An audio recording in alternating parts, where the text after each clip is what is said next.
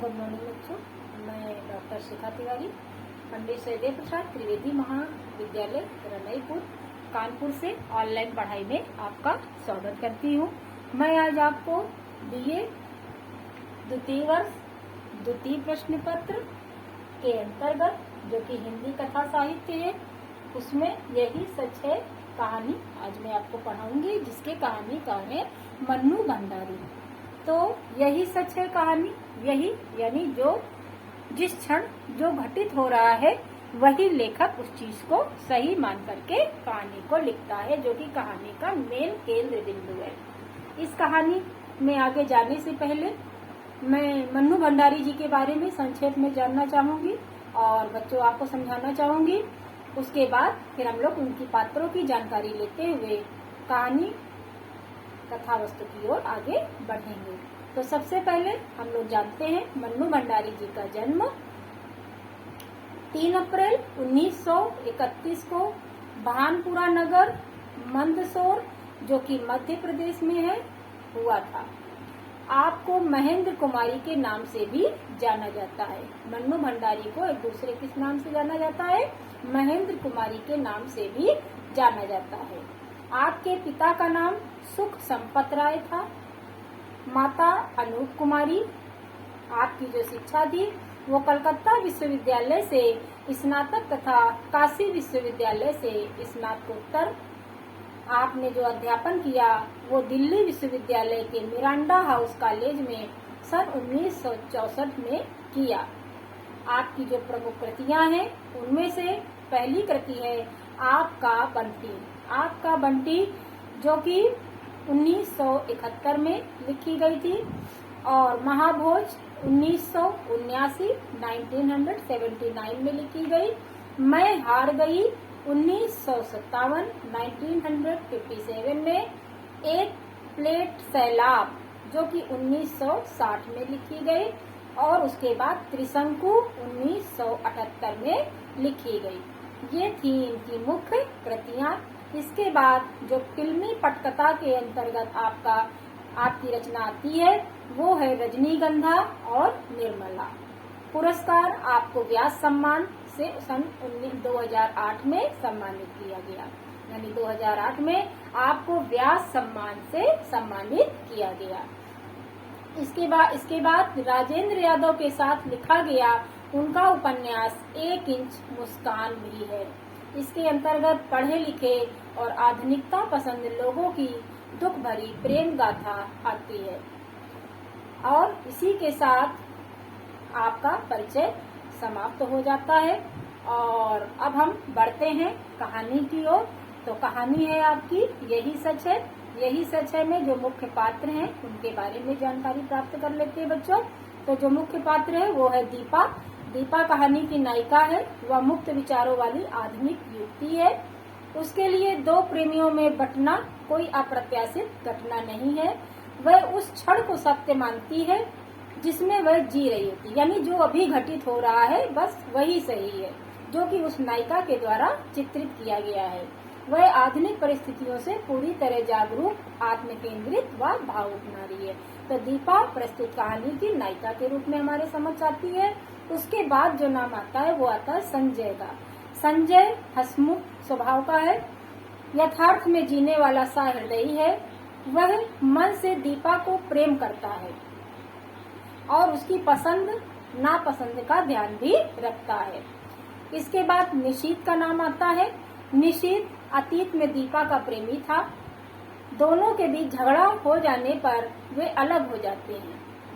वह मितभाषी, संकोची, अपनी मन की बात न कह पाने वाला पात्र है।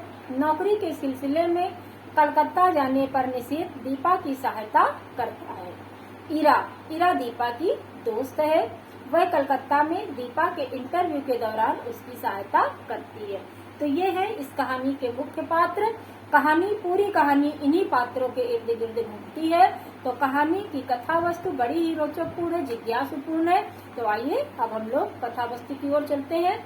तो इस कहानी का प्रारंभ मन्नू भंडारी द्वारा लिखित यही सच है प्रेम के विषय पर लिखी गई कहानी है। प्रेम की समस्या और चुनाव पर दृष्टिपात करती यह कहानी एक तीसरे ही विकल्प पर समाप्त होती है। वह तीसरा विकल्प है क्षण। क्षण यानी समय। समय कब क्या घटित हो रहा है, बस उसी को सच मान लेना इस कहानी का मुख्य केंद्र बिंदु है।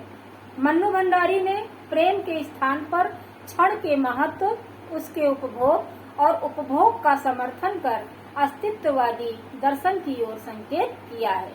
कहानी की नायिका क्षण के महत्व को समझते हुए निर्णय कर लेती है और प्रथम प्रेम को पूर्णतया ठुकरा देती है।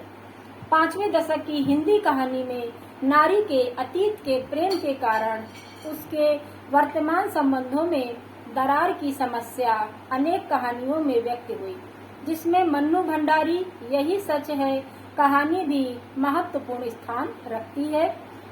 इस कहानी की दीपा अतीत और वर्तमान की पगडंडी पर चलती है।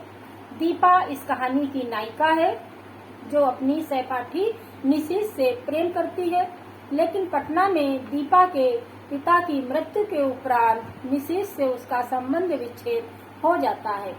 निशीथ कलकत्ता चला जाता है और दीपा कानपुर आकर के शोध कार्य में लग जाती है। कहानी निशीथ, संजय और दीपा के बीच 3 स्तरों से चलती रहती है। कानपुर में दीपा के जीवन में संजय नामक युवक का आगमन होता है जो हंसमुख व सहृदयी है। जब जब दीपा से मिलता है रजनीगंधा के फूल अवश्य लाता है। कौन से फूल लाता है? रजनीगंधा के। इसको बच्चों ध्यान रखिएगा, ये बहुविकल्पी प्रश्न में प्रायः पूछ लिया जाता है कि कौन से पुष्प संजय दीपा के लिए लाता था। संजय का साथ मिलने पर दीपा निशीथ को भूलने लगती है। वह कहती है मैं तुम्ही से प्यार करती हूँ। विश्वास करो संजय, मेरा प्यार सिर्फ तुम्हारे लिए है और यही सच है। निशीथ का प्यार तो मात्र छल था, झूठ था। कहानी आरंभ बिंदु से उठकर आरोह की ओर तब बढ़ती है जब दीपा इंटरव्यू के लिए कलकत्ता जाती है। वहाँ उसकी मुलाकात निशीथ से होती है। निशीथ पूरे मन से दीपा की सहायता करता है। दीपा पुनः अपने अवचेतन मन में खोकर प्रेम के लम्हे याद करने लगती है और सोचती है प्रथम प्रेम ही सच्चा प्रेम होता है। बाद में किया हुआ प्रेम तो अपने को भुलाने का, भरमाने का प्रयास मात्र होता है। यहाँ से आरंभ होता है दीपा का अंतर्द्वंद, यानी उसके मन में 2 भावनाओं का एक साथ चलना। ये एक यदि उसके मन को शांति दे रहा है तो दूसरा उसके तन को। संजय का रजनीगंधा के फूल लाना, चुम्बन देना, आलिंगन करना उसको अच्छा लगता है, तो निशीथ का समय पर उसकी चिंता करना, उसके सौंदर्य की तारीफ करना उसे मुग्ध कर लेता है। कहानी अपनी खूबसूरती की ओर तब आगे बढ़ती है जब कानपुर वापस आकर दीपा निशीथ को पत्र लिखती है और उत्तर की प्रतीक्षा करती है। निशीथ दीपा को पत्र का जवाब देता है और पत्र में दीपा के नौकरी प्राप्त कर लेने की खुशी जताता है और अंत में शेष फिर लिखकर पत्र को समाप्त कर देता है। दीपा पत्र पढ़ करके सोच में पड़ जाती है कि अरे इतना छोटा सा पत्र, और निशीथ ने शेष फिर क्यों लिखा? क्या अभी कुछ कहना बाकी रह गया था? जो शेष फिर लिखा उसने, तो क्या अभी भी उसके पीछे कुछ लिखने को शेष है? क्यों नहीं लिख दिया उसने अभी? अब क्या लिखेगा वह? दीपा निशीथ के लिखे शेष फिर शब्द की उलझन में उलझी रहती है। तभी पीछे से कोई उसका नाम पुकारता है। वह पलट कर देखती है तो संजय रजनीगंधा के फूल लिए खड़ा रहता है। दीपा भागकर उससे लिपट जाती है और उसे गले लगा लेती है। जब अंत में दीपा संजय के प्रेम को ही अपने जीवन का सत्य मानकर अतीत को भुला देती है और संजय को आलिंगन में कसकर पकड़ लेती है। कमरे में रजनीगंधा की महक फैलने लगती है और रजनीगंधा प्यार का प्रतीक बन जाता है।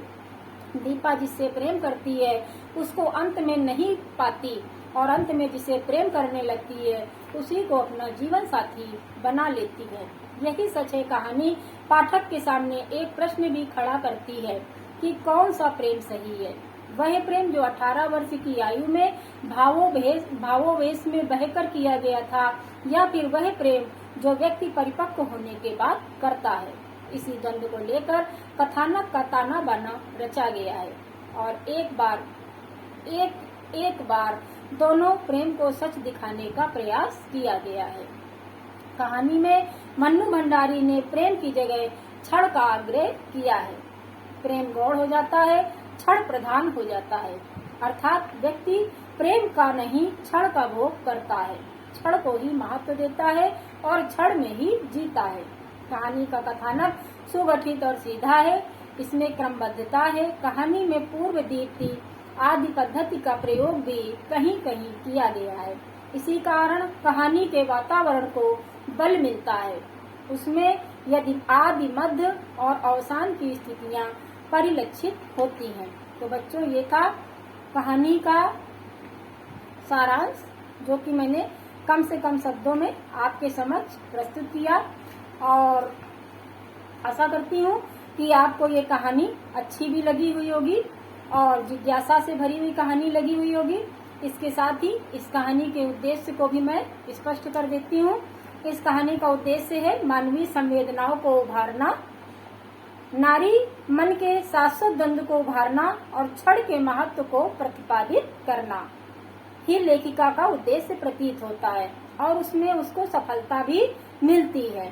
महानगरों के यथार्थ जीवन की मार्मिक अभिव्यक्ति भी कहानी का मुख्य उद्देश्य है।